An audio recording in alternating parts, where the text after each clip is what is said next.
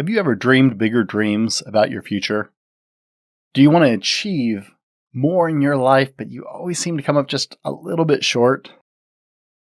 Would you like to succeed? My guess is the answer to most of those questions is yes. And man, you are in the right place today. Hey, my name's Brent, and if we're meeting for the first time, it's nice to meet you. I am the Fallible Man, and welcome to the Fallible Man Podcast, your home for all things man, husband, and father. We provide content to help men become the men they want to be. I have a special guest for you today.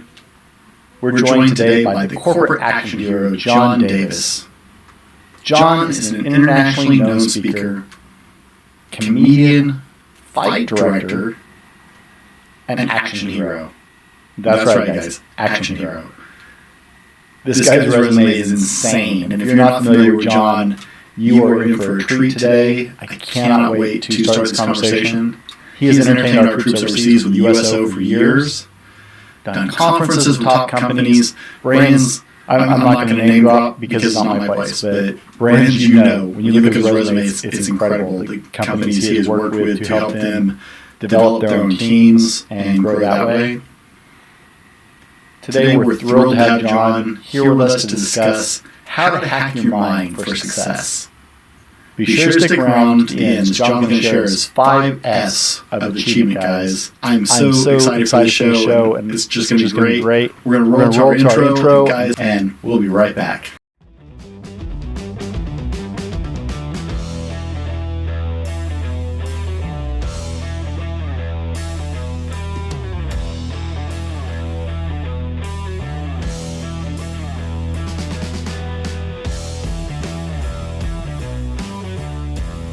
This is the Fallible Man Podcast, your home for everything man, husband, and father. Here is your host, the Fallible Man, Brent Dowling. All right, guys, welcome back. Hey, we started today with John, and before we get started on the show, I want you to go over to www.corporateactionhero.com/free-gifts-page.html and check out John's free ebook, Corporate Action Hero at 5F Workbook. Guys, you need to go get it. All you're going to do is share an email. He's not going to spam you, but go get your copy of this book. It will be even better because it will tie into what we're talking in today, and you guys will benefit greatly. John, so glad to have you on the show today. Thank you for being here with us. Well, it is a privilege and an honor. Thanks for having me. And guys, if you're listening on the podcast, I'll have that link directly in the show notes as well as on the YouTube video notes. So you guys will hyperlink straight from there. Won't miss a thing. And actually, to make your audience feel even better, they don't even actually have to give an email. They can just go there and download it. No email. Hey, yep, that's a true free gift. That is awesome. So guys, get yours today, and we're going to keep going. John, welcome to the Fallible Man Podcast, and thanks for being here with us today. I really appreciate you taking time to be on the show. Well, I'm excited to talk to you. It seems like you and I have some things in common. Well, I believe we do. I've been doing some research and enjoying your content on YouTube. And guys, you go over and check his YouTube channel. He puts out a ton of daily content. We were just talking about it before the show. I cannot imagine an upload schedule like that. So, John, you have... I kind of cheat a little bit. I get them all out there at once. I think batch editing is about the only way to go anyway. So, yeah. There are so many questions that I spent multiple days going over all the content after you and I got into contact. And there are just so many questions that I would love to ask, but if we go a little long, that's fine. But I've got to ask a couple before we get to the main point today. You've got to tell us, what is a comedy sword fighter? Because I don't know if anyone would want to know the answer to that question. I get that question quite a lot because it is a rather confusing sort of thing. But I got my degree in architecture and was going off in college. And when I was in college, somebody said, "Hey, you want to go to a Renaissance festival?" And I said, "Sure." And I ended up going to a Renaissance festival and falling in love with Renaissance festivals. And I put together a comedy show called Hack and Slash. Well, that comedy show it's a sword fighting comedy show. Basically what it means is that I, for many years, was wearing tights and, and sort of try not to visualize. But I'm a real man. I'm a fallible man. um, um, but I did a comedy sword fighting show all over the world. That show took me to 16 countries on 6 USO tours. Wow. And it gave me the opportunity to really do some amazing things. I raised a whole bunch of money and things for charity with a comedy event we did with that show. That show was a real amazing thing that led me to a lot of other things in my life as well. Does That's that answer your question? that's I feel like just almost the tip of the iceberg. Yeah, I got it. Is there like a place we can watch this online or? You could probably, it's been a while since I've done it. You could probably search hack and slash on Mhm. YouTube and probably find pictures, but you have to put like hack and slash sword fighting because hack and slash was also some video game characters or something. So you hack and slash sword fighting or Renaissance festivals, and you'll find old pictures of me with my long hair and my partner. We had some great fun stuff. And if you go to my website, Corporate Action Hero, um, I think somewhere on that site there's a clip of me doing a sword fight with my old partner. Okay. I Yeah. may have to see if I can dig that out for the video release of this. See if I can find some clips before here and Well, I there. can send that to you too. Oh, So okay, that'd be cool. yeah, because I know that's on YouTube. Okay, so I was going to ask you today. Um, I really want to get into your how to hack your mind for success, but Sure. doing some research for the show and discussing it with my wife, who's my partner in this, we discussed you have seemed to have several different careers over your Hmm. lifetime, just Hmm. change after change. And right now, with the current state of life, there are a lot of people who have lost their jobs. There are a Sure. lot of people who those jobs may never come back as the industry That's right. changes because of all this. And so there are a lot of people hurting right there right now this time, and I think it would be beneficial for everybody if maybe you would share some insight with us as to how you have changed careers several times and you just seem to keep landing on your feet and you Mhm. seem to have a great attitude about things and still be on the up and up, right, with everything, just happy in your life, you're living the life you want to live right now. Sure. And there are a lot of people who would benefit for knowing just how to transition to that next thing when you weren't even expecting it necessarily. Okay. Can you give us Well, some actually, insights on actually, that? oh no, actually, this topic actually actually ties directly in. Well, it's a great question because of the fact that the answer to this question ties directly into how to hack the mind. Um, when I say that, it's the reason I learned this process. It's a process I developed called the 5 Fs, which that workbook is what is shared. That free gift is the 5 F workbook. Um, Basically, what happened, just to back up to tell you how I got the mindset that I could be so flexible and move through the various careers. Um, I When I was 22 years old, my dream in life was to be a stuntman. And I was kind of floundering at that time. I had already started doing Renaissance festivals, and I found a passion for stage combat and sword fighting, and I was really into it, and it was just my thing. And I got to meet some of the world's best fight directors, and they told me I had talent and offered me their training for free. And so I Wow. was very excited about it, and I was very much in the space of I am just dying to be a stuntman. Well, one day a friend of mine had a van full of boxes of clay because he was a professional potter, and as a professional potter, he would get in truckloads of this clay, and he asked me to, because I was fit, healthy sword fighter guy. He thought I was a great guy with a strong back who could go over there and help him move clay. So I went to his house, climbed up in his van, and picked up an 80-pound box of clay. And when I turned to set that box down, my upper spine separated from my lower spine, and I collapsed Oh, and became paralyzed. They picked me up. They hauled me to the hospital. The doctor said to me, Mr. Davis, you have something called spina bifida occulta. And I said, Gesundheit, um, because I had no idea what that was. But basically, for those of you who don't know what that is, basically it means that directly above my pelvis, I have 3 vertebrae that didn't form properly at birth. And one day when I was doing that twist with that box of clay, they literally clicked apart and separated and pinched off my spine. Doctor told me, you'll never have a physical career. You'll never, ever be able to do anything in stunt work. So you better start thinking about sedentary careers now. And we want to fuse your back. We want to put a giant pin down through your back to hold it. And sorry, I'm trying while to I was hide in the the hospital, cringe. It just sounds horrible. oh, it was the most painful thing. To give you an example of how painful, I couldn't move. And when they finally got to the point where I could actually use my legs again, for 3 months, to go to the bathroom meant I would call somebody from the other room who would come in, lift me off the couch, get me to my feet, because the doctor told me I had to move my legs every day. I had to stand and walk every day. So the bathroom trips were the walking.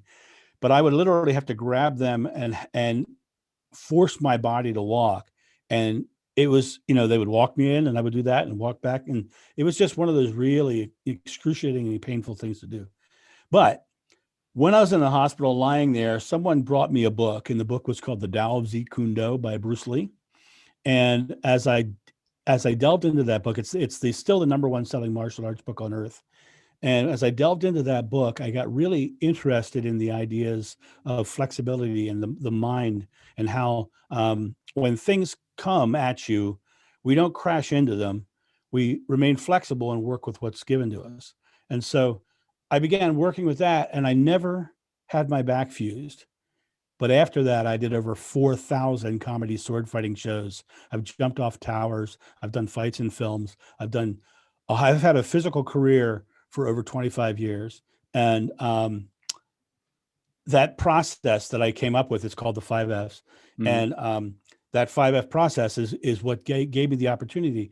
Now, as I was going through life, so now that I'm back on my feet and I'm starting to do my comedy sword fighting show, I began noticing certain things. I began noticing that I had a real desire or a passion for directing. So I started directing shows, which then took me into directing theme parks. I did that. After I got out of doing that, I decided I still wanted to teach. I wanted to share my knowledge. And so I became a college professor, and I taught at Oberlin College here in Ohio. Wow. And then after that, sorry to interrupt. Go ahead. What subject? Actually, stage combat in the theater department. Really? Yeah. I taught. I'm an expert in Elizabethan sword play and several martial arts techniques. Okay. So I had actors learning how to sword fight and doing fight scenes and all that. It was great. Awesome. And then after that, I decided to become a motivational speaker and a corporate speaker, because I had this knowledge of how to affect people's lives in really positive ways, and how to get people through adversity. And the biggest thing about right now is, it was a great question you asked, because we are in the middle of something really big right now. COVID-19 has really messed up a lot of things in people's lives. Yeah, it's a very different world. It's a very, very different world. The first thing that we have to realize is that, and this is just a basic statement, fear does not exist in your present moment. If you look at what fear is an emotional reaction to some future event that may or may not happen, with the focus on that outcome being negative. And that is the scientific definition of what fear really is. So if you shorten that, fear is negatively focused uncertainty. And if you choose to focus negatively, then you're going to create negative things into your life. Does that make sense? Yeah. It's the whole idea of, I see it all the time on YouTube. People talk about it all the time. Man, I'm losing the word today. It is the idea of kind of wheeling into being focused on. Well, think about this. Okay. Now here's the brain science of it. Okay. We have many different kinds of consciousness. We have the full consciousness, the subconscious, the superconscious. We have lots of different in our mind. Okay. Our subconscious is a collection of present moment experiences that have been stored. And so our subconscious mind is creating a belief behind us of how the world works. Okay. Our future is nothing but goals we have set for eventual present moments. Because there's only one moment that you truly live. It's your present moment. Right. And right now, when it's scary, if you can go, okay, I'm going to make this moment as successful as I possibly can. You know, when you make this moment successful, then what you do is you're creating a successful moment behind you, and your outlook gets better because now your subconscious mind is telling you it's a positive world and a successful world, right? Okay. Does that make sense? Yeah. So the idea that the mind is building upon and stacking upon wins, right? One Yeah, win builds the next win, builds the next win. right, right. Okay. Most people, when they're in their present moment and in a tough situation like now, Mm-hmm. they're looking at the future of what they want and not realizing that it's the small present moment successes that is going to bring that to them. They don't have to get to that place. That thing's coming to them depending on how they act here and now. And so now the subconscious mind will help you. It helps you every day. And most people don't realize that the subconscious mind helps you. But picture this: if you've ever bought a car, you know, and you chose what kind of car you wanted before you went to the store to buy it, then you notice that you started seeing that car everywhere, Everywhere. everywhere, right? Well, that's because you consciously chose a car and your subconscious mind said, oh, okay, that's what he's focusing on. Let's show him the car. And so it literally is helping you see the pathway to the car. And it's the same thing with the new job or the new financial prosperity. It's a new, choose what you want and get focused on the positive of that rather than on the lack and the negative. Okay. The next thing is you got to realize that what you're thinking in the present moment directly affects your outcome. And so if I'm saying things in my moment, I want, I need, I hope, I try, Mm-hmm. every one of those is inactive in the present moment because they're all saying that you don't have it. I am creating, I am enjoying, I am becoming. And now, did I hear that you were a minister? It seems like a lifetime ago, but yeah, I used to Yeah. be. Okay. So you're going to understand this. Can I throw a little Yeah, go for it. stuff? Okay. So Moses climbed the mountain, got up to the top of the mountain, talked to the burning bush, said, "Hey, what's your name?" Bush said, "I am that I am." Right. That's the name. I am. Right. Jesus later on said, "Whatever you ask in God's name is granted." Right. So if God's name is I am, and actually what he said, whatever you ask in God's name is granted if you have faith. Mm-hmm. So if you're saying I am, you're asking. And whatever you're putting behind that, whatever you're putting faith in behind that is what's being created into your experience. Now that's the spiritual aspect of it. Okay. So if you say I am wanting, I am needing, I am hoping, I'm trying, then you're going to want, you're going to need, you're going to hope, and you're going to try. Okay. But if you're creating and experiencing, it's a different thing. It's the idea of manifestation, right? Yeah. Yes. But the word for. manifestation, I'm sorry. That's the word I was looking for. I keep seeing, for some reason, YouTube started throwing all these manifestation, positive thought videos on my. Manifestation is the new age buzzword, right? Yeah, but the reality of it is the stigma that some of the new age buzzwords have are based in real thought, and not only spiritual thought, but also in scientific thought. Because what I was telling you earlier about the conscious and the subconscious mind is proven. I mean, that's a proven fact, right? We know that there's only one moment that we experience anything, and so what you do with this moment is what's going to create your next present moment experience. And so I am waiting means you're going to continue waiting. Does that make sense? Yeah. No, it does. So like I said, we've bastardized so many terms and rebranded them different things over the years that it really, you take sound scientific ideas that have been studied and proven, and then we rename them some hippie, for lack of a better term, some hippie idea. Oh, we're going to call it this, and it's going to be this, and it always puts things in a bad spin. So and what I find really interesting about the people who are doing that spinning is they're constantly in search of the next big thing, the next aha moment. Got to have that it. Right. And the thing is that manifestation, for lack of a word, is simple. It's make successful present moments here Right. and do things here that are congruent with the outcome you're looking for. And you're going to bring it into your experience because you're doing it.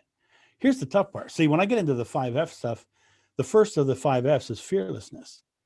You have to set your fear aside, right? Second one is focus. What are you focused on?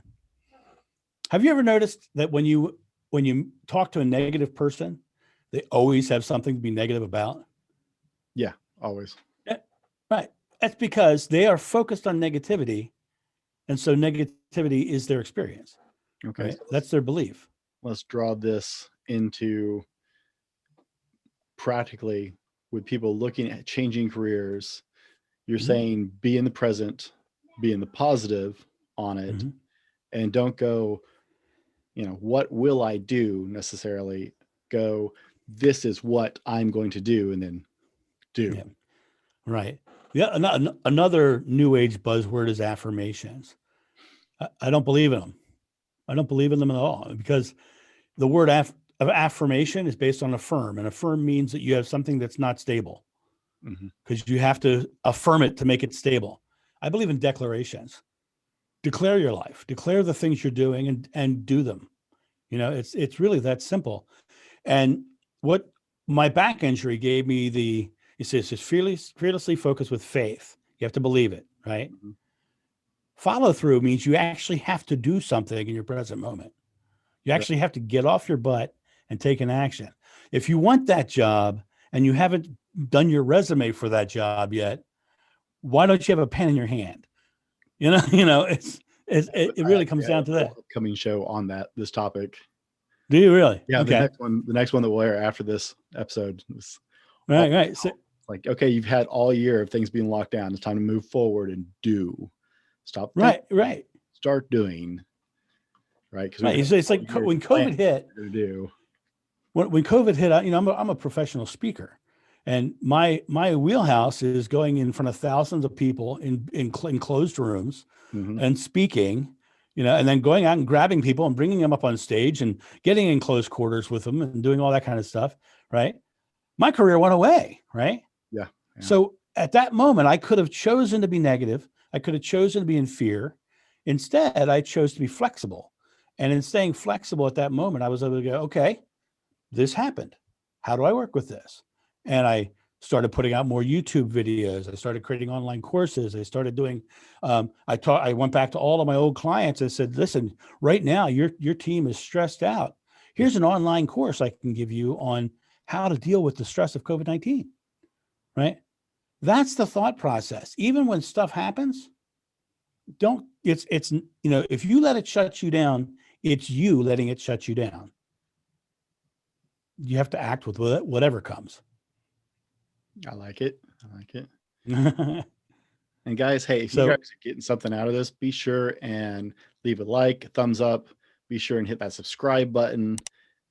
John is just getting started, and we're going to keep rolling, but be sure and go over to his YouTube page and subscribe and follow with him as well, guys.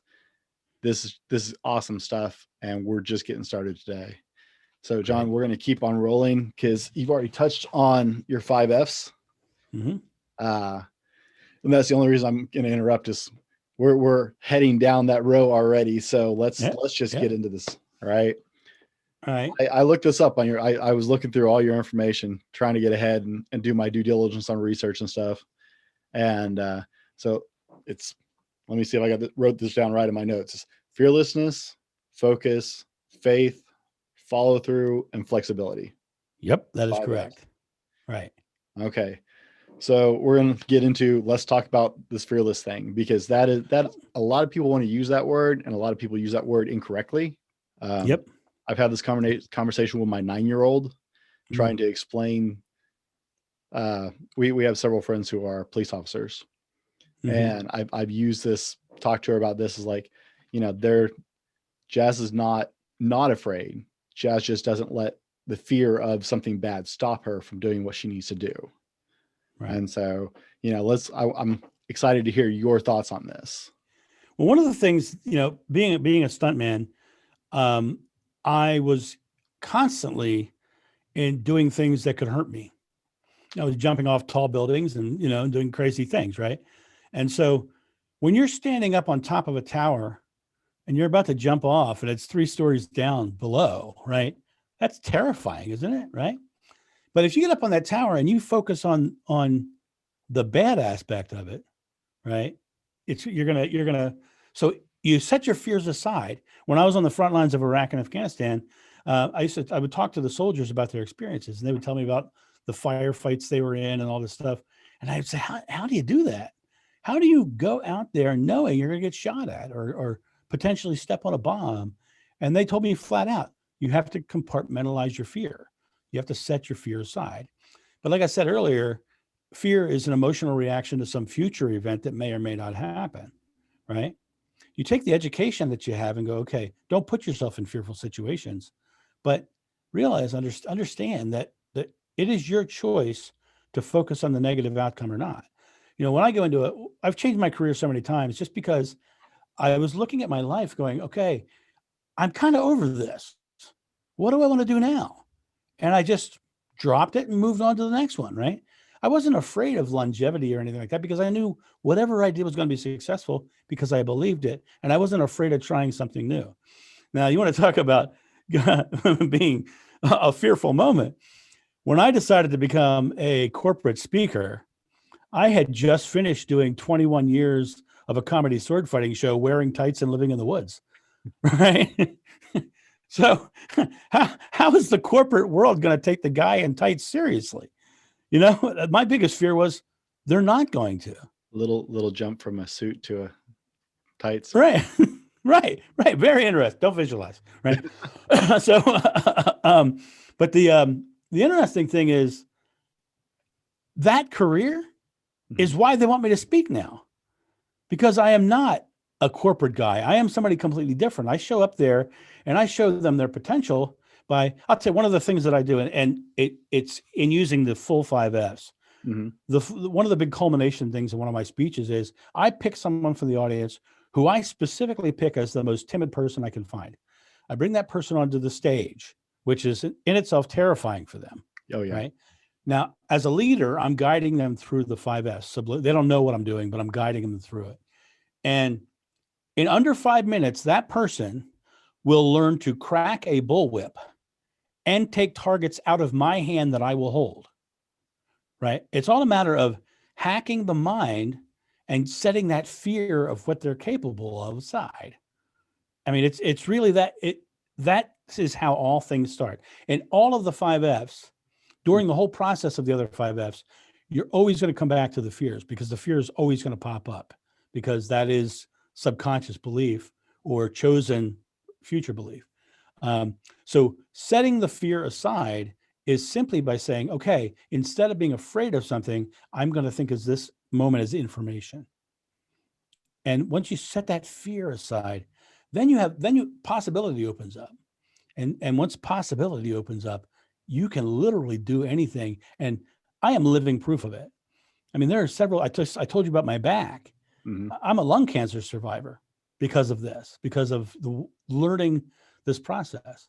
I've done a lot of stuff in my life and have come out of things very successfully because of the fact that I consider myself, quote unquote, fearless. It's not necessarily that I'm fearless. I have fear. I acknowledge my fear. I just don't live in my fear. Well, it's interesting that you said it's a matter of not taking it as an emotional response, but taking it and setting it aside as information. Part of the smile is you said we had seem to have a lot in common. I'm now 1 year ago, about, let's see, mid-January right now, so early January. I'm a little off 1 year from when I broke my neck. Oh, wow. I was in the gym and had an accident in the gym and snapped my neck over a bar. And God smiled on me. If the bones stayed in place, they didn't move. The doctor said if the bones had moved, I would have been in a motorized wheelchair. Best case scenario, able to breathe on my own with the use of one arm. Wow. That was the best case possible scenario if the bone had shifted at all. Because like the C5, it's the C5. So And that's after I broke my back like 10 years ago or 12 years ago. Hmm. So I Were you afraid? momentarily, but Hmm. I I've been blessed. I don't know if it was the way I was raised or just the mentality I developed over the years. I was that kid who was too stupid and not to be afraid of things most of the time. So I have a lot of mounted up injuries. My Right. daughter's periodically like, Dad, what's that scar? What's that scar? Because I've had stitches and broken bones, and I was just that kid who I was in a group one time and they did this icebreaker, and they're like, have you ever, what was that one thing you always wanted to do that you were just too afraid to do? I was like, I don't know. I was too stupid Mm. not to be afraid of it. I looked at it and went, well, this could go really badly, but I'm going to do it anyway. Right. So I Right. remember laying on there on the ground, and I immediately went, okay, I heard the pop. This is probably bad. But I Mm. started just going through my checklist. I started wiggling my toes. Then I started wiggling my ankle a little bit down each leg just to see, okay, this is still functioning. I can still control this. I was more concerned about assessing the current situation Mm. than, Right. uh, Right. So you took it as information and you but, started going through a but the fear hits process. me later instead of it being like a fear in the moment. Once I get past the immediate emergency and everything is settled Mm. down, then that slight panic of, oh my God, this could have been what happened, finally catches up Mm. with me. Right. I'm great in the moment. Mm. So no, it's just that is an interesting idea that most people don't think about because they just react emotionally. And the idea of separating this information as information, not as an emotional response, is a very hard Right. concept for a lot of people. Right. Well, let me just throw something at you that I think you'll find interesting.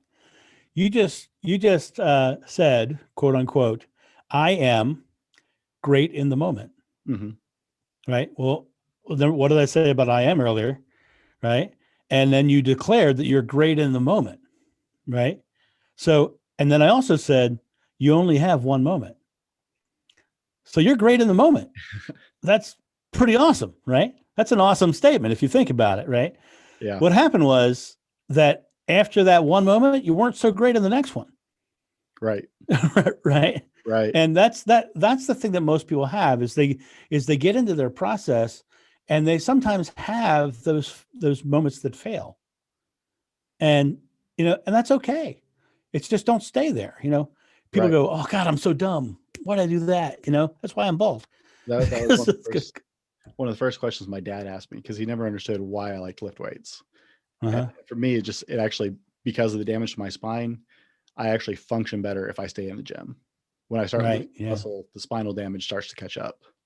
Yeah. So he asked me like the day after, I'm sitting there on his couch with a broken neck, with a collar around my neck, and he's like, Mhm.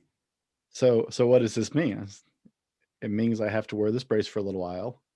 And I said, and it may be 6 months, and it may be a year from now, and it may be 2 years from now, but I'll be back with that same weight on my shoulders or more, doing the exact same thing. And next time I won't use such crappy equipment because it really was a mechanical failure on the bar I Mhm. was using that caused it. So, next time I'll have better equipment because I'll know, Right. okay, this could be an issue. But So you learn from the experience. yeah, it may take me a year, it may take me 3 years to come back from this. It took me 9 years to come back from the spinal damage from my lower back being broken. Mhm. But here I am pulling more weight than I've ever pulled in my life. And this is just a temporary setback. I'm going to move forward. Right. I will lift that weight again. And I'm working my way back there. There are definitely And some and, moments. I had a and to panic answer attack the to, other to day. answer your wife's question from earlier, Hmm. what you just said is exactly how I've had so many successful careers. I just chose to go, okay, no, I'm going to do it. Yeah. And I this is going to happen. And so you already are doing the things correctly that to get you to that next space and do the thing. It's a matter of being able to convey that to our audience that we have right now, right? To Right. say the conversation you and I are having, I think is really valuable because we both have been through traumatic bodily injury. And, I never had my back fused, but like you said, you knew that you had to, work it out and keep your back keep lifting weights, right? Yep. I have to keep staying flexible. I have to still keep doing my martial arts, Yep. because do if I yoga. don't, my back will lock up, right? We have a lot in common that way. And the other thing is your mindset. I love the fact that I am great in the moment. That should be on a t-shirt. All right. Well, yeah, I make t-shirts. How I fund all this craziness. As I What'd you say? make t-shirts. Oh, do you really? How I fund this craziness. This is one of my. Oh, you should definitely put "I am great in the moment" because that is awesome. I'd buy one. But how to delve deeper into it? How do people switch from accepting the emotion at the time and just compartmentalizing that into just information and data? How do we make that mental switch? Great question. So now we're going to get into it hardcore. Okay. Every person that you deal with, including yourself, has a natural physical primal response that comes to us from our ancestors, called the fight or flight response. Yeah. And the fight or flight response, we actually access the information the world gives us through the goggles of the fight or flight response every day of our lives. And sometimes it's life-threatening and you have that fear response, but sometimes it's simply as small as, maybe I shouldn't buy that. Right. Now, did you notice? If you notice, when I just said that, I breathed in real hard just before I said that. Mm-hmm. Maybe I shouldn't buy that. That breathing in real hard is the first reaction of the fight or flight response. Because when you see National Geographic shows on TV, imagine there's that. Did you ever watch those? The National Geographic shows? I like to watch them with my kids. I like to watch them with my kids. Okay. You know that one episode with the gazelle? That was a joke. They're all with the gazelle, man. That poor doomed gazelle, right? So the gazelle's out there eating grass in the fields, crunch, crunch, crunch, crunch, crunch. Mm-hmm. And then suddenly a predator cat hits the field. First thing the gazelle does is go and gasp in. Now, most people think it's because they're startled and it's scared. It's a physiological response. What they actually just did was fill their lungs with air, mm-hmm. right? So that they could run further and faster.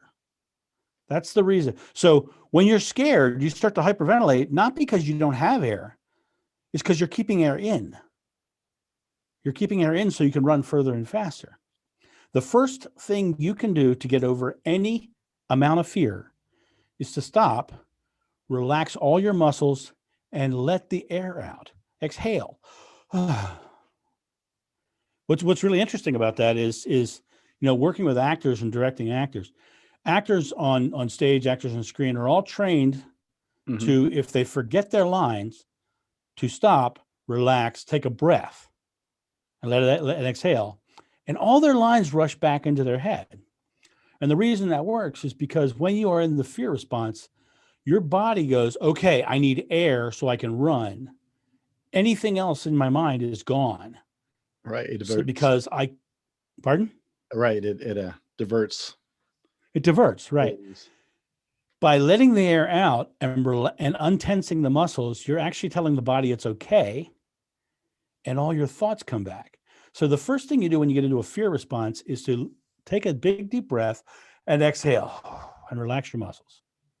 Give it a second, give it that second to breathe. Give yourself permission to breathe. And that exhale itself will free your mind to go, okay, what am I going to do? And then do it. Right. See, that makes so much sense to me because it relates to weightlifting a lot. Before you hit a big lift, you fill your body with air. Just suck in as much air as you can and then just tighten it down so mm-hmm. you're solid. And you only breathe when you're in the stable part of a lift. Right. You let any of that air out at the bottom, it's going to crush you. Right. So that makes a lot of sense to me because I hit the lift and then I can let it all out because we're into I can go back to focusing on anything else now. But in the moment, I have to just take it in for that one moment to hit a big lift. Right. So and did you hear what you just said? Your natural progression after that breathing mm-hmm. was you said, now I can go back and focus. second F, right? So So, it's yeah, the 5 Fs are a natural progression. there's nothing in that moment when you get ready for a big lift. It's you Right. and that barbell, and if there's anything else in there, you're done. Right. Right. So yeah, that It's the makes same thing. It's the same thing with this. If you're in a fear state because you've lost your job and you're not sure how things are going to happen, right? Take a big exhale and go, okay, that's the information. What do I have to do? I've been in times in my life where I can't tell you how many times I've sold my tools, right? Where have you ever sold your tools? no. Yeah. Okay. Absolutely. I can't tell you. There were times in my life where I sold my tools because it was like, okay, what am I going to do? Okay, that's not working right now. I just need cash in this moment. Sell my tools. I'll buy new tools later. I have a hell of a shop in my garage right now with more tools than I could possibly. I mean, I could probably live off the tools in that garage right now. um, but the key of fearlessness is not about not having fear. It's about how you manage fear and how you deal with fear. If you have that response, realize that fear is not rooted in your present moment. Mhm. Fear is about something that might happen in the future. And so if it's not rooted in your present moment, don't waste a present moment on it. Okay. Well, let's keep rolling. You brought up the next point, so let's keep rolling. Tell us about Focus. That's the natural evolution, anyways, right? That this is a natural. Right. And yeah. Once you set the fear aside, it's like, okay, well, that's set aside. What am I going to do now? What is the goal? What is the focus? What am I focusing on? Now, here's the interesting thing. We talked a little bit earlier about positive and negative focus, right? Mhm. Positive focus. I am going to achieve this. I'm going to get that. This is going to be great, right? I am great in the moment, right? Right. We make that just for you. I love it. I think it's awesome. I think it's incredible. But if your focus is contrary to what you're trying to create, right? If your focus is in the mind of, okay, I am getting that, but I'm not sure if I can, then you heard I said I am not sure. So your focus is muddled, right? So you want to stay focused on what you're getting and on the positive outcome and the positive attributes of what you're getting and what you're creating, what you're manifesting, right, into your experience, right? Because that focus determines the outcome directly. And what's really, when we get into the other F's, I'll tell you how you have to stay focused, because it's the consistent focus in the present moment that puts you on the final outcome and the successful outcome. Does that make sense? Yeah. That one actually, it does flow easily. That is, you relate things to what you understand and what you do. And so, like, Sure. right before this interview, I was actually at the gym with my wife. I've convinced her to give up just running. She likes to run. I will never understand people who actually like to run. I did it when I was younger. I did it in the military. I will never understand people who actually like to run. But my wife is one of those people. But she wasn't hitting the goals she wanted as far as like weight control and stuff like that. So I finally convinced her. I was like, okay, well, start lifting with me and add that as another portion. Don't stop running, Right. but actually come and try and build some more muscle to help your body function better. So I'm playing coach in the gym, and I did this several years ago. It almost ended our marriage. I've trained other people over the years. I unofficially worked as a trainer for people who basically just paid for me to show up at whatever gym fee it took to get me in their gym. Oh, nice. To do training for them. And my wife is the one where that anybody else I can work with, my wife, that almost ended us a couple times. But we're back in the gym and she's learning we're working on deadlifting today. And so she got up to a new heavyweight for her. But I'm seeing this flow as you're talking because it relates in what I understand, and it's coaching her through hitting something she's never done before. And like when you're working with her, you're not telling her to focus on the weight on her chest. You're telling her to focus on where she's pushing it to. Right. When you're standing on top of a tower, getting ready to jump off, the first thing they tell you is don't focus on being on the tower, focus on where you're going to land, because that's where you want to go, right? That's, you don't want to land next to that pad. You want to land on that pad, right? So you want to stay focused on the landing. I'm sorry? I just want to go jump off a tower with you. That sounds like yeah, dude. I'm almost 60 now, so I don't know. I'm not sure I want to do that. But when you're on that tower and you're looking down, you don't focus on anything else. Here's something else. You don't focus on all the training you've done to get there. You stay in that firm present moment. You set your fear aside and you focus on where you're going. It's so hard for people to be in the moment these days. It is. It's built on distractions, right? We all have these obnoxious little things everywhere, and these little phones. Yeah. Oh, it drives. I won't even let phones on myself at my dinner table anymore. I was sitting there one night and we were having dinner and my best friends were over and I'm looking around the table and my kids are eating and talking and like there are 4 adults touching their phones. I was like, nope. Okay. We're done. And you know what? Even worse right now. It's like, I do everything I do on Mac computers. Mm-hmm. So I have a Mac, I have an iPad, I have an iPhone, right? And you suddenly realize that if I'm coming in the door and I'm working on my phone, I can throw it right over to my computer and continue. Yeah. Just keep right. Oh yeah. So it's like my world is constantly on a screen. It's like I have to actually shut it off and leave it in the other room. When I go to bed at night, I don't take the phone in the bedroom with me because I don't want the idea of being able to pick it up. We miss this idea of just being present in the moment these days so often. Because our focus is everywhere except here in this moment, right? Right. It drives me nuts. So we're going to roll to. Sorry, go ahead. Go ahead. No, go ahead. I was going to say we're going to go ahead and roll into today's sponsor for a minute, and then right back with the show, guys. Today's episode brought to you by thefallibleman.com. That's right, it's us. Head over to www.thefallibleman.com and check out our blog, updated twice a week with new content, and links to all of our social media offerings. Tag or search us at The Fallible Man or at Fallible Man on Facebook, Instagram, Twitter, and other social medias for daily content. While you're there, check out our attitude swag, shirts, cups, stickers, and more. Again, that's www.thefallibleman.com. All right, guys, welcome back to the show with our guest, the corporate action hero, John Davis. Be sure and go over to www.corporateactionhero.com/free-gift-page and check out John's free ebook, Corporate Action Hero 5F Workbook. And guys, he told us at the beginning of the show, if you missed it, there's no catch. He's not going to send you emails. You don't have to put anything down.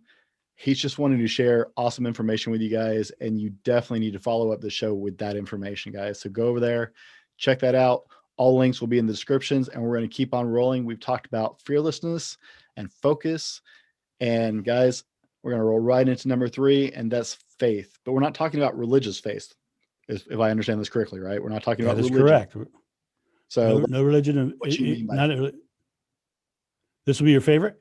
No, I said, so let's go ahead and get into what you mean by faith, because most people automatically hear that word and go religion. So absolutely. It's the first thing I say when I'm speaking. I say, I'm not talking about religious faith. I'm talking about confidence, belief in the outcome, belief in what you're doing. What you're focused on is great. You've set your fears aside. You're focusing on something new. And now you've got to have belief, confidence that you can do it and that you are doing it more precisely. You don't say I am, if I maybe, I don't know, that's not the way it works. You say, I am doing this and I have confidence in this. When you're leading people, they can smell the lack of confidence in you. Oh, in a heartbeat. But if you walk in confidently, you give them the example of confidence, then they're like, I feel comfortable. And it actually eliminates some of their fear because here's a very competent person in front of them, right? That's how leadership works. Right. In your life, you have to be the leader of your experience. You have to be the one who steps up and says, I am creating. I have jumped off towers. I have been to 30 countries around the globe. I've done over 4,000 sword fighting shows. I've been in films. I've done all these crazy things because I knew that I could. I had the confidence in myself that I could. And I'm not trying to brag by saying all that. It's because my thing is I live the life of an action hero. That's what I call myself, the action hero, right? Well, the word action means to create motion, start momentum, or to do something. And the word hero is someone who achieves extraordinary results in service of others. And so an action hero is someone who actually does stuff to help others and gets results for them, right? So Right. everything I do is based on the idea of how do I help as many people as possible? Because in reality, I play the karma game seriously. I want more points than anybody else when I leave here. Right? and so your focus has got to be emboldened and empowered by your confidence that you have that ability, by your confidence that it's going to happen as well. Not just your confidence in self here, but your confidence in the goal that you've set and the things that you're going for. Because if you don't have that confidence, if you don't have that idea of I am able, I am competent, and I have the ability, then you're never going to. Because every one of those statements I just said started with that same thing, I am. I don't want to. I think we could do a whole nother show on developing confidence, but I mean, this is Yeah. a big weak spot for a lot of people. One of my best friends, I love him to death. We've been friends for like, I don't even want to admit it. It was like 17, 18 years now. And he's very successful in his career. He's got a great job. He does a lot of volunteer work on the side. I mean, he's a really good person, right? But Mhm. he struggles so much with believing in himself. I've told him so many times, like, dude, you need to see yourself through my eyes. See yourself the Mm. way I see you. I brought you Mhm. into my life. My children call you uncle. You can show up at my house at any time. You have a stocking at my house for Christmas. See yourself through my eyes. And he has no confidence still after years and years. It's just the one thing he cannot seem to get a wrap around. Mm. And so, Yeah. some of Well, us. confidence is an interesting thing because confidence basically is trust, Mhm, trust in self. And trust is developed through time and results. And so over time, the results that you've created. mhm. So if you want to build your confidence, the first thing to do is set yourself a small goal and achieve it. And once you've set that small goal and you've achieved that small goal, you can have confidence that you can achieve goals. I when I crack whips, and I'm a whip, I do whips in my show, right? And I talk about the idea that the first time you crack a whip, the first time you ever make that sound, Mhm. you've worked to get to that moment. It takes you a while to figure out how to get it right, Straight right? And into you finally get it. But once you got it, and once you have the confidence that you can crack that whip, the second time you crack, it's much easier. And then suddenly it's like, okay, I can crack it that way, but then you start trying different ways of cracking it. And those come much faster because the first crack gave you the confidence to know that you can. And then you end up doing these crazy, wild whip cracking things, right?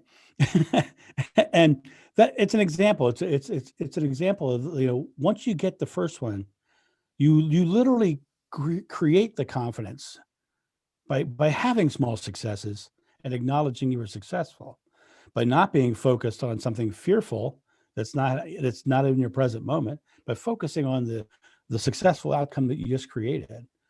If you want to lose 100 pounds, Mhm. focus on the one that you're going to lose in the next couple of days, next week.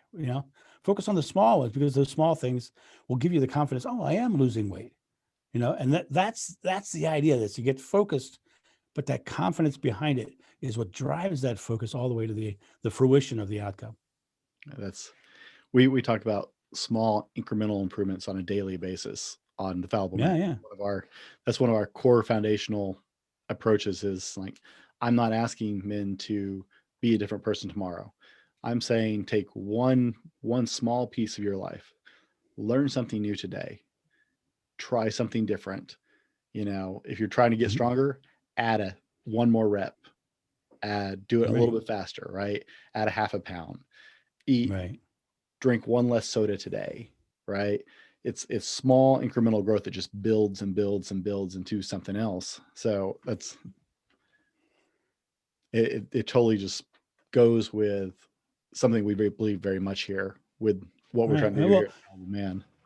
well, it's like we talked earlier about affirmations. The new age people are all talking about the idea that if you want something, then you have to be it now. You have to say, but if you're 100 pounds overweight and you can't look down and not see your shoes and say, I am thin, right? And it will be You so. just can't do it.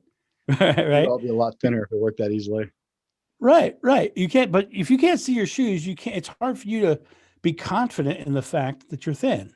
Right. But you can look down, not see your shoes, and be very confident in the fact that you're losing weight.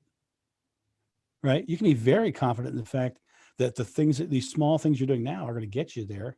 I talk about make small present moment successes until they accumulate behind you to create that subconscious mind that gives you the confidence that makes you go forward. Right. And forward, as I said, is just goals that you set. That's Right. all it really is. But I don't know about you, but in my life, I've set many, many goals. And many of the times I've changed my goal before I got there. Oh, yeah. Yeah. So. In fact, I'd be a little concerned if people aren't Right. tweaks to it along the path, because that just means you're not learning anything on the journey. Right. Exactly right. There was a weird time in my life that I wanted to own a Renaissance festival.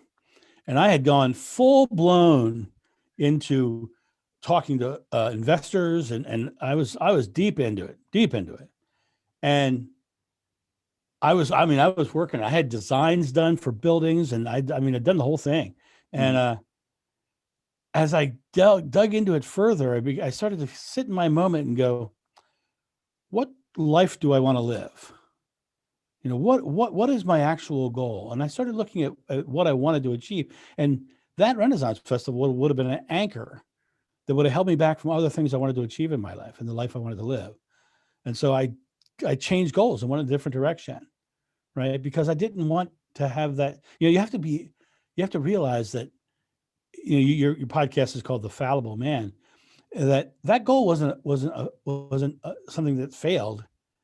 That goal was being able to realize that, okay, that's not who I am. And I can shift. A lot of people get into the idea of being infallible. And the reality of it is you have to give yourself permission and be proud of being fallible, because those are the learning moments. Absolutely. That's one of I have a lot of people ask me about why I called it The Fallible Man. It's like, have you met me? I would go one further and say, have you met anybody? Right. And so to me, it's like, none of us have gotten this down yet. So it's like completely unrelatable and unrealistic to say, oh, the infallible. I've had people actually, right. The infallible man. No, that's not what it's called.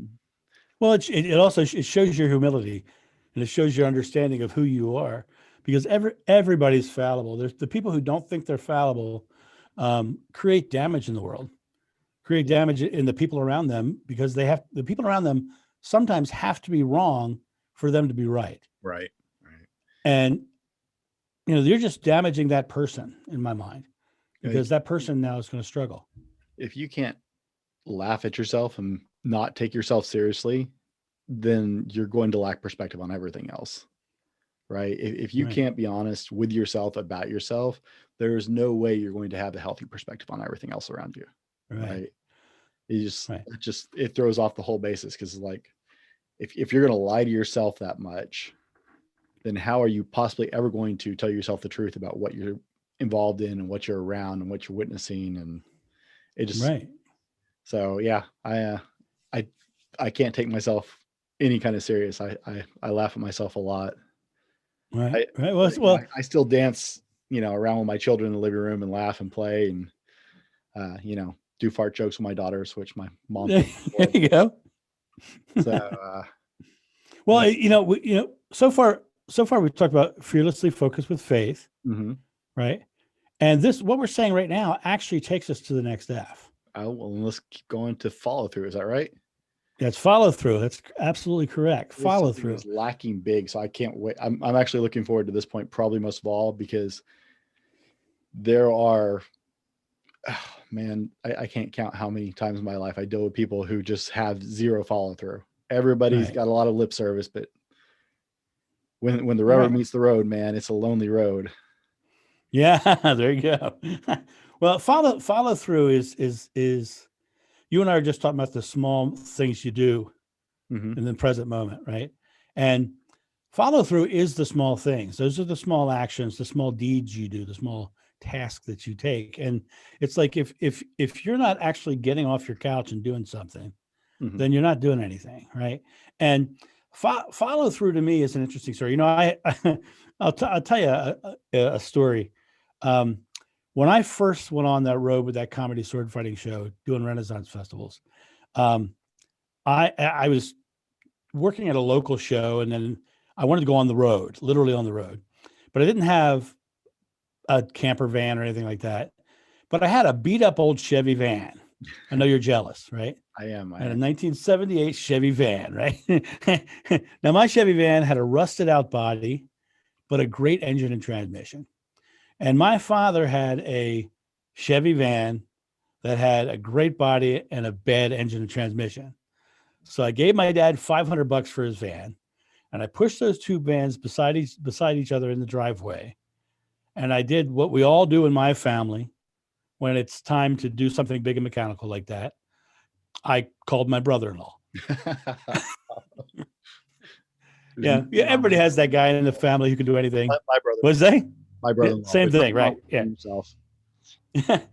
My brother-in-law he's an amazing guy. He built electric cars. He built hovercraft. He built every house he ever lived in.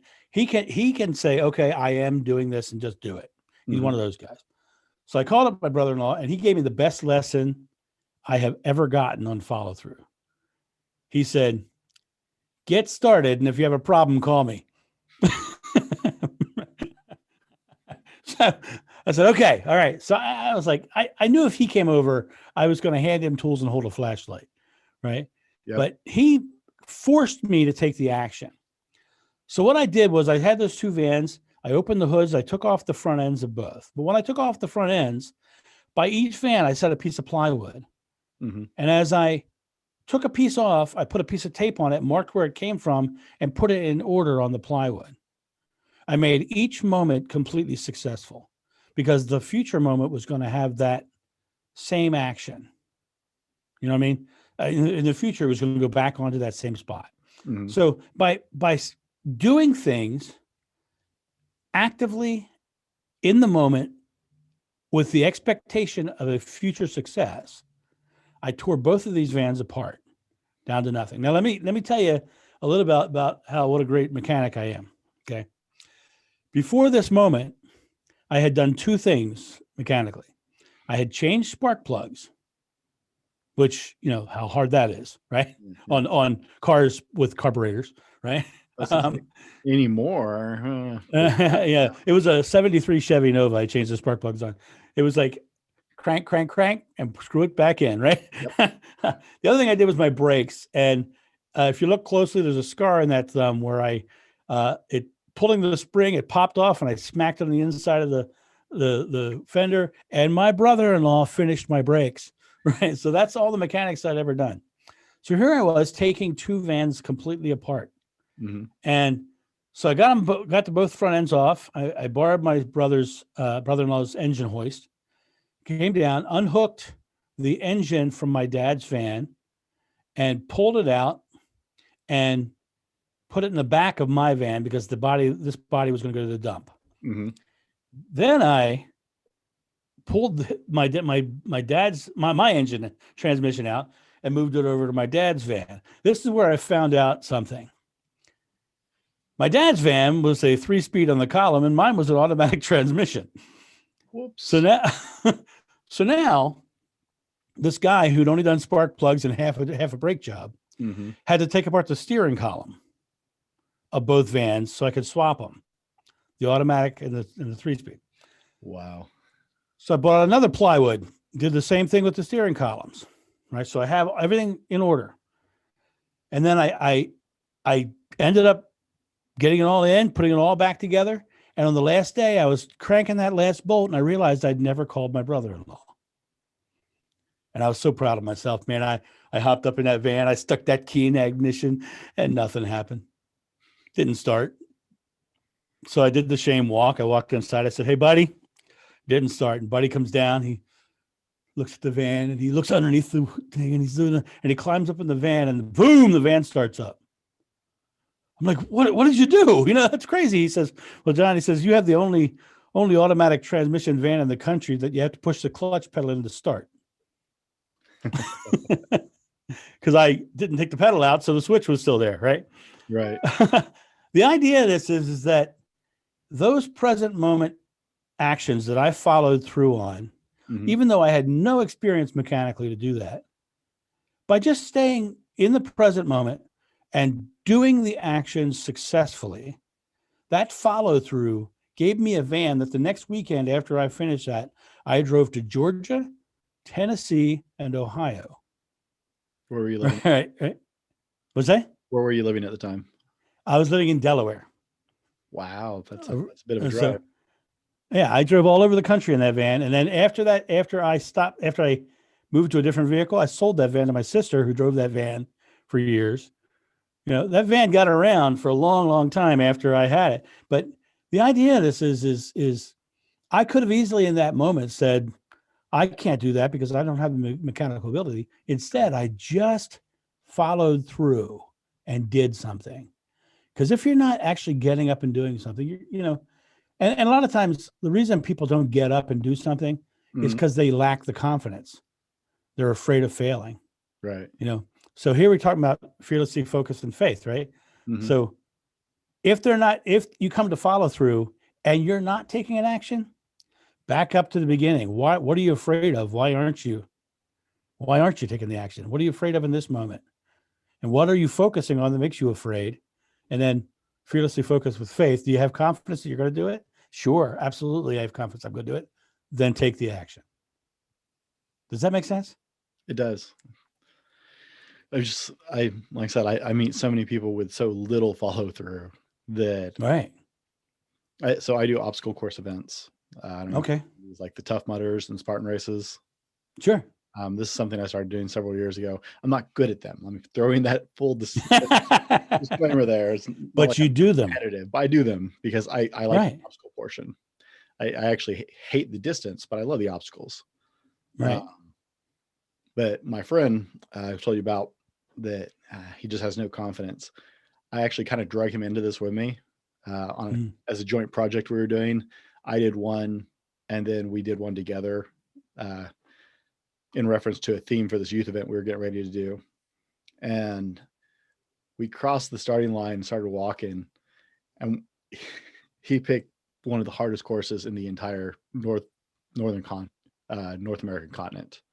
Of all the races he could have found, he picked, like, we went to Whistler, Canada at the Olympic ski course up at Whistler. And lots of elevation gains. It's all uphill or downhill. But we got about 6 miles into what was going to be a 12-mile event, and he just looked like he was going to cry. And he's like, I just don't know that I can. I said, dude, shut up. Stop thinking about it. The only thing I want you to care about is taking the next step. Right. And I don't want you to think about the finish line. I don't want you to think about the next obstacle. All you care about is putting the foot in front of the next one. One foot in front of the other one. He's like, what? I said, just the next step. That's it. That's how we're getting through this. One step at a time. That's all you got to commit to. It's the next step. Right. Next step. Right. And then I really started hacking off because I started doing the Dory thing. Just keep swimming. Just keep swimming. Disney movie. Right. Yep. He's like, I'm going to hit you. I was like, you are a father, aren't you? Yeah. Oh man, I've seen them all. But he's like, I'm going to hit you. I was like, well, you have to run and catch me to hit me. So come on, try and hit me. That's how we got through it. It's like, just keep swimming. One more step. And when he got through his first course, he was like, how did you come up with that idea? I was like, because it's just the next step, right? Right. You're seeing 12 miles of course. I'm seeing one step. Right. That's all. Right. Well, I'll tell you what's interesting is when in the year 2000, I spent 20 days in Egypt, and I traveled all over Egypt. And while I was there, I went to the Sinai Peninsula and I climbed Mount Sinai. Wow. And I climbed what's known as the 3,000 steps of repentance. And it's basically back in I think it's the 1100s, a monk for repentance built a stairway to the top of the mountain. Now, stairway is a grand term because it's well-placed rocks is what it is, right? Mm-hmm. But I climbed the 3,000 steps of repentance, and you're climbing that 3,000 steps, and you're going, okay, I'm just taking the next step. And when you get up in the last 750 steps of repentance, and you're there, you're climbing. Now you start climbing in the evening because you want to climb at night because it's hot in the desert, right? Mm-hmm. And if you start in the evening, when you get to the top, you actually watch the sunrise on top of Mount Sinai. Wow. So that's kind of the thing you do, right? I can't imagine. That'd be breathtaking. Amazing. So I'm climbing, and I'm in the last 750 steps of repentance. After you've gone through something for a long time is when you have the darkness, is when you have the things that come in to say, okay, I can't, mm-hmm. I can't take the next step, right? And climbing that mountain that night, they say it's darkest before the dawn. Mm-hmm. Those last 750 steps, it was pitch black. The moonlight had gone down. It was gone. I mean, we were like struggling to find the next step. Mm-hmm. But we had to take the next step. So we just kept moving forward, focusing on where we were stepping, not on the peak of the mountain.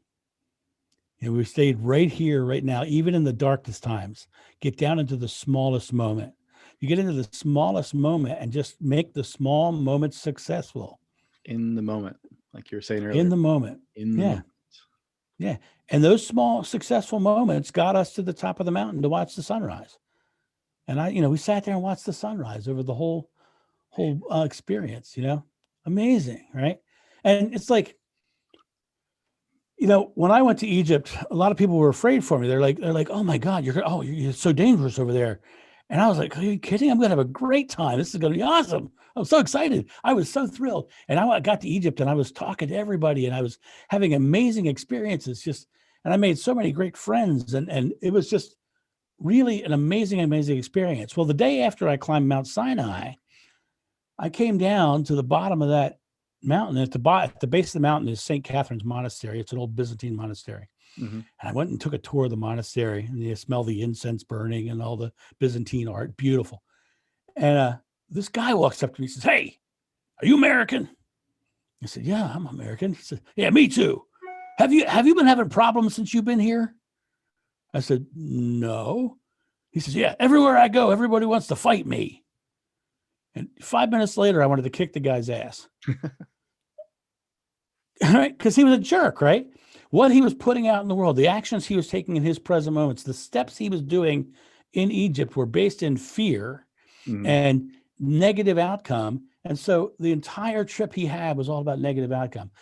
Now, everywhere I went, I treated everyone like a prince, and I was treated like a prince in return. So much so, let me tell you this. I started climbing Mount Sinai at 1 a.m.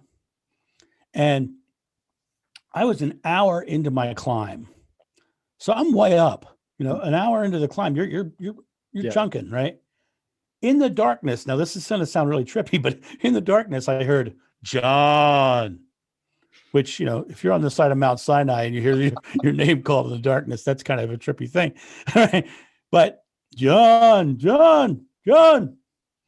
And this guy comes up to me. He was the manager of the hotel that I was staying at, that I made friends with when I first arrived at the hotel. He was climbing the mountain to give me his coat because he thought I was going to be cold in the climb. Wow. He climbed an hour to catch and faster than me to give me that coat. Right? That's how your present moment, how you treat people, how you act in this moment determines the experience you're going to have. The follow through that you do determines the experience you're going to have. If you're not willing to think, thought, word, and deed, think it, do it, and say it, think it, do it, think it, say it, and do it. Think it, say it, and do it. Thought, word, and deed. If you're not willing to do those 3 things, then you're creating nothing into your life, because that's the steps right there. Thought, word, and deed. Thought, word, and deed. I feel like we're getting such great tidbits out of this as well, besides the main things we're talking about. And I got to ask, okay, before we move on to number 5, okay, I got to ask. You said movies. Is there any movies that we would recognize you in? Probably not, because most of the movies I worked on, I was behind the scenes technical. Mm-hmm. The only one that I really have any screen time on, and I don't know if you'd recognize me because I had long hair and I was, 100 pounds lighter or whatever. But it was a long time ago. It was a movie called California with Brad Pitt, spelled with a K. Brad Pitt played a serial killer, and David Duchovny was in it. Yep. And I was in a couple of scenes in that one. Okay. But what'd you say? I said, okay, I'm gonna have to go back and rewatch the movie because I've seen. Yeah. I'm in there. The bar scene, especially, I'm in. Okay. When you see the bar scene, I'm especially in that one. And my van is in that scene too. The van I was talking about. As they walk around the front of the bar, there's a big old beat up black van with all this stuff tied on the roof. That's the actual van that I. Huh? Yeah. Okay. They actually did. They had this idea of doing almost a comedic moment with that van. They were going to put people behind it rocking it, like people were in it, and they decided it was too humorous for the actual movie, which was a horror movie, pretty much. Yeah. I got it. So you're on social media. I've been to your Facebook, and you have your website. Where else can people find you on social media? Mainly LinkedIn. I do, because I work mainly in corporate world right now. Mm-hmm. On Facebook, I have the Corporate Action Hero page. Right. LinkedIn, I do a lot of work out of because I'm doing a lot of that corporate stuff. Like I said, my website is really, really the only real other place. I've done Twitter. I'm not really good at it. I'm like, it. yeah. So, I can't stand most of it. The best way to actually see my stuff is YouTube. Okay. Find me on YouTube, Corporate Action Hero. You search Corporate Action Hero, those 3 words together, you find me. Period. Right. In fact, if you put Corporate Action Hero in Google, you're going to get 3 or 4 pages of me. Nice. So yeah, I'm there. The magic of SEO, right? You seem to work that way. Yeah, well, and it's the magic of everyday vlog. Okay. Because the idea of an everyday vlog, YouTube is owned by Google, and the third thing on every Google page is a video. And so, if you put the right words in your YouTube, then you get picked up. Magic of SEO. I'm having to learn all this as I get started in this all. So, I'll tell you another quick secret, and some of your guests some of your listeners might like it as well. If you put it on YouTube, and then you link it in your vlog on your website, you've created an internet footprint, and you have more reach on the internet. So the more places you can link it. That's why I post it on LinkedIn. I post them on Facebook. I post them all over the place from YouTube, because that internet footprint makes you easily searchable and findable. Nice. Yeah. Okay. I just want to make sure that I did not forget that, because I want everybody able to find you. I'm enjoying this conversation and this interview. It's awesome. This is incredible information. And I wanted to make sure I made sure everybody could find you before we got wrapped up. The website's the best. The website's the best. Corporateactionhero.com. Okay. That's the best. By the way, that free gift page, it ends with .html. Yes. So it's Corporate Action Hero / you have to put the .html on the end, or you won't get the page. Okay. Like I said, guys, that's going to be down in the links for the description for both the show notes and for the YouTube video. Get over there and get your free gift, guys. Free is not heard of these days, right? Everybody wants something, including your email. John just wants to give it to you. Yep. Get your free gift. I will not ask you for anything on that page. You can go there and download it. All right. Ready to go. And on to number 5, flexibility, where most of us really suck. Right. We are so rigid and set in our ways on things. Absolutely. Absolutely. No, I said earlier, alternative. Right. I said earlier that I got out of the bed because of Bruce Lee's book, Dao Zi Kundo, right? Bruce Lee said, be like water. And, water crashes, it can flow and whatever, all those sort of things. the idea of being like water is that when something comes up that seems contrary to what you're trying to achieve, which always happens, Yeah. it always happens. There's never a time that it hasn't happened when you're going for a goal. Something always comes up, Oh, right? always. Always. So in that moment, it's how you act within that moment. And I said act. I did not say react. I want you to be an action hero, not a reaction zero, right? So if you think about it this way, something comes up. If you set a goal for something and you're going for something and something comes up, what you need to think about is not that something came up. What you need to think about is that thing that came up only came up because it's something that I have to deal with to get to my goal. Stay focused on the goal, right? Now, anything that comes up either should be incorporated, dealt with, or disregarded, right? That's all it is. Sometimes something comes up because, oh, I need to think about that to get my goal. I need to incorporate something that solves that problem to get my goal, right? So it might come up and say, oh, that doesn't matter. Push it aside, right? It also may be that it is something that just needs to be dealt with and done because it's the thing that will stop you from getting it, right? But it's in those moments of flexibility. Bruce Lee was a guy who one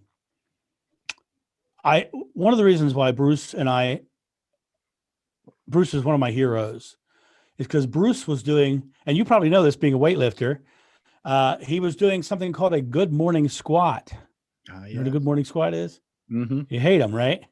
You bend over and you enjoy them. You what? I've been called a sadist. I actually enjoy them. Oh yeah. Well, he damaged his back so bad. I like it. What's that? The more it sucks in the gym is generally what I like to do. So, well, he was doing his good morning squat, which every time I hear that, I think, yeah, that's what I have after coffee. But I mean the one with weights. But Bruce did the morning squat and damaged his back so bad, he ended up in traction in the hospital. And it was in traction in the hospital when they told him he would never be the best martial artist in the world, which was the goal he had set for himself. Right. He said he wrote his book while he was in traction in the hospital. And then he did every movie that we've ever seen him in afterwards. Mm-hmm. So even when he was unable to do the martial arts, he was still doing them in his mind. He was still going for the goal.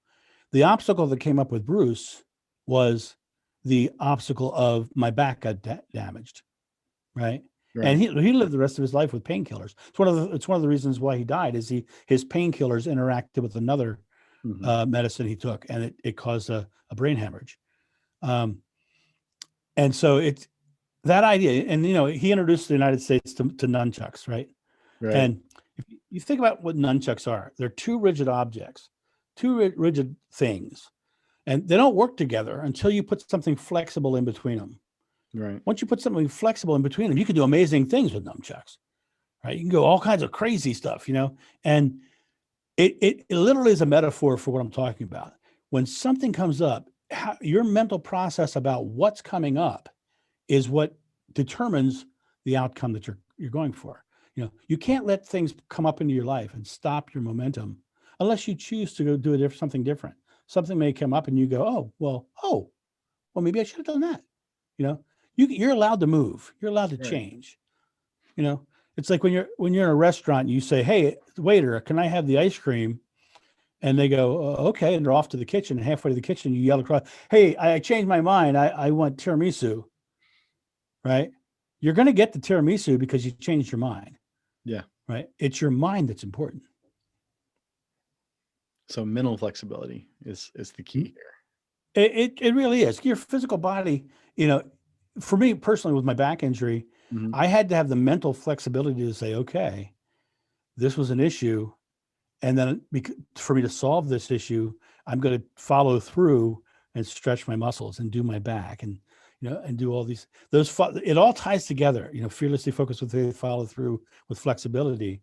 That flexibility ties in. What'd you say? So you say that a lot. I do. Can you tell? How fast you could go through it.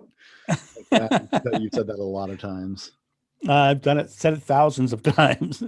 But But that flexibility is one of those things that is important, because even though we're on the fifth F and the last of the five Fs, Mm-hmm.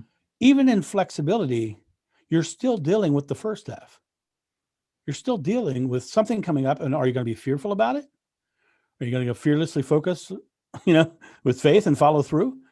So it's a cyclical thing, but if you can stay in the idea that the life is about motion, we're constantly in motion. I've been able to achieve so many different things in my life because I understand that life is motion. And when you look at a river in the wild, or a creek on a mountainside that's moving fast, that water in that creek is healthy and alive and oxygenated. Right. But the second you take that same water and you stick it in a puddle and stop it from moving, it becomes poisonous and stagnant and filled with insect eggs, and it becomes nasty, right? Because the lack of motion caused stagnation. So in your life, you're constantly moving towards something. If you set a big goal and you reach the big goal, your next job is to set another goal. It's not to sit on your laurels. I just recently spoke on a podcast for seniors. It's called it's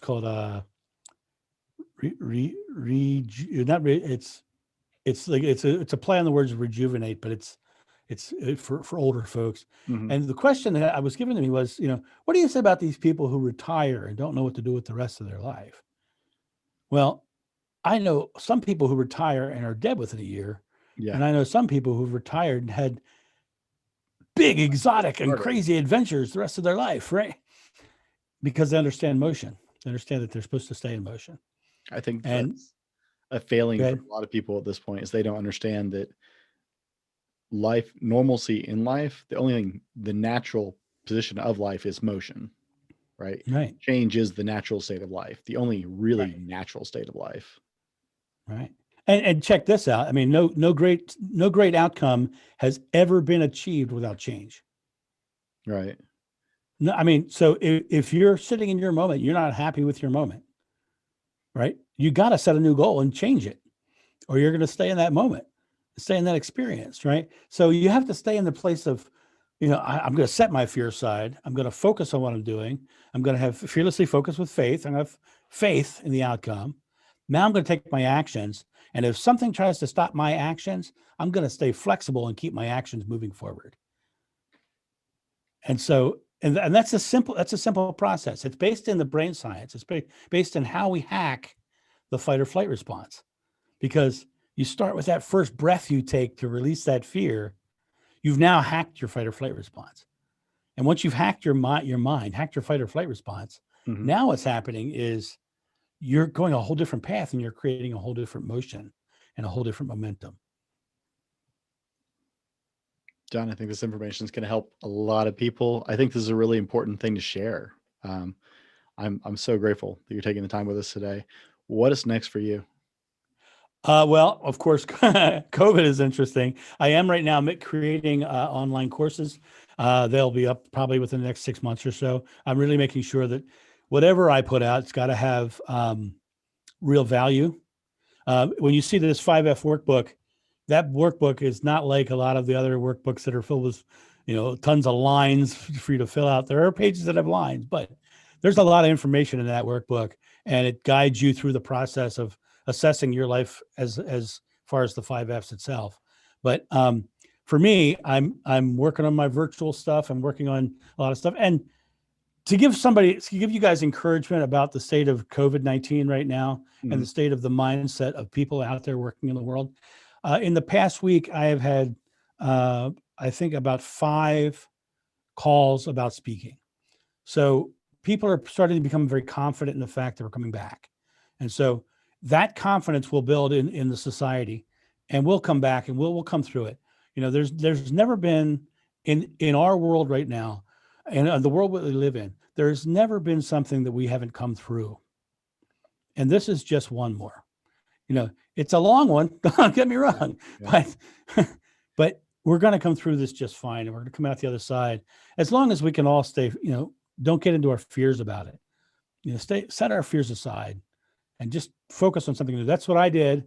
And that's why I will have these programs that are coming out within the next 6 months, because of the fact that I was able to go, okay, this happened. What am I doing now? And stay flexible. Here I am. I still have something to share. How do I change the format to make it work in this new environment that I've got to deal with until check this out though, because at the end of this COVID-19 thing, I'm going to come out of this with more speaking gigs, more live speaking gigs, and online programs, my virtual programs, my interviews, and I'm getting ready to create a podcast myself, right? And so it's like I'm going to come out of this with many more things to offer and many more profit centers. And so, I mean, I just took COVID-19 and I made it a profitable thing for me. It's funny because so the episode that's going live on YouTube tomorrow, it was my first episode of the season, was about 6 things to be more successful in 2021. And it's based on like 2020 with all the horrible going on was actually not a bad year for me personally. I feel like I've actually come out of 2020 better off than when I went into 2020, because it made me start to stretch and reimagine some things and consider other options and explore other avenues. And so yeah, that's the episode that's coming out on YouTube. It's already out on air. Well, you know why? It's because you're great in the moment. Oh yeah. Okay. Definitely making a t-shirt. John, I am great in the moment. With us today. I'm so grateful for you reaching out and getting to do this with you. Guys, be better tomorrow because of what you do today. My name is Brent. I am the Fallible Man. This is John Davis, the corporate action hero. Go check him out, and we'll see you next time. Hack on the left. Flash on the right. Together we are the crime-fighting team known only as Carl. Carl. We're 2 cops with our own brand of justice. Carl. Thursday nights at 7 on ABC. Carl. Starring Dom DeLuise.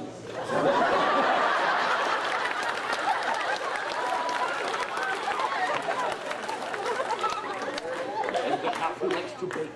And Jerry Seinfeld as the other guy. Carl. Carl's Angels. Yeah. I have the walkie-talkie hand. I have karate hands. Hey, that makes me Farrah. That makes me uncomfortable. Let's not touch butts like this, okay?